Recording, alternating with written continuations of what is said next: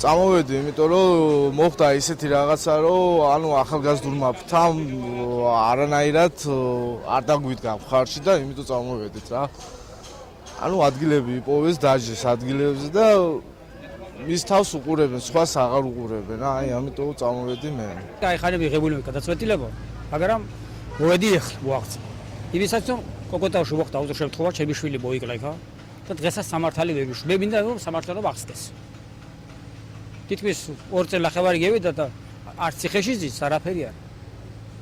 და მის გამო მოვედი რომ გადმოვედი მუჟაძის პარტიაში რომ იყოს სამართალი.